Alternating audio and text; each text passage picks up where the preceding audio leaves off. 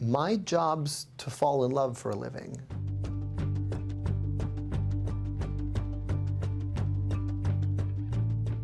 It's falling in love with an idea and falling in love with it so much that you have to see it through to completion. It's not enough to just go, hey, it would be cool if we did this, or it would be cool if there was a song about this. It's about that song or that impulse or that creative idea that sort of doesn't leave you alone. It bugs you in the shower, it bugs you when you're walking your dog, bugs you when you're changing your son's diapers, and it doesn't leave you alone until you finish it. Those are the ideas that I try to really sort of chase and write down when they feel true. And it's that simple and it's that complicated.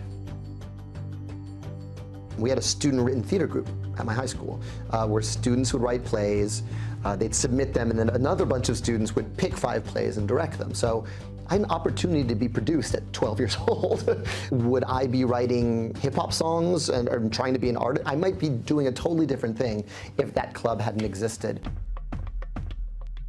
I sort of look for the music at the piano that I feel best serves this mood or this moment.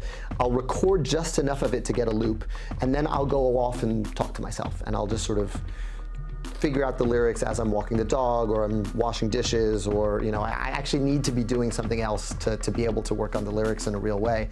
But I just talk to myself until it feels true, and when it feels true, I write it down. When I'm composing, I'm acting. When I'm writing How Far I'll Go, I'm Moana. I'm Moana until I figure out what Moana needs to say, and when we say it the right way, I write it down. And when I'm acting, when I'm playing a role, I'm looking for the truth of those words. You always want to meet your heroes, right? But you rarely get to meet them in a situation where they're seeing your work.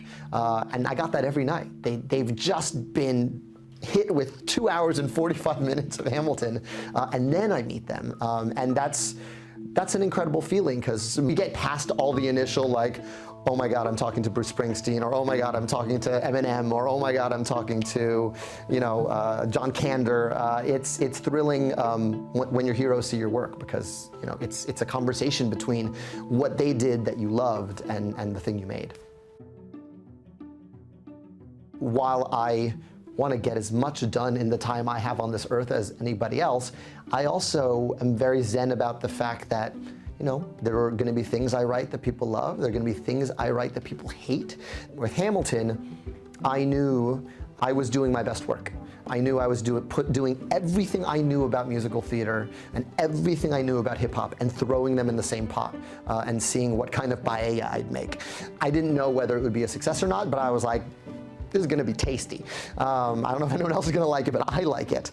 So you kind of have to satisfy that first, and then the rest is out of your hands.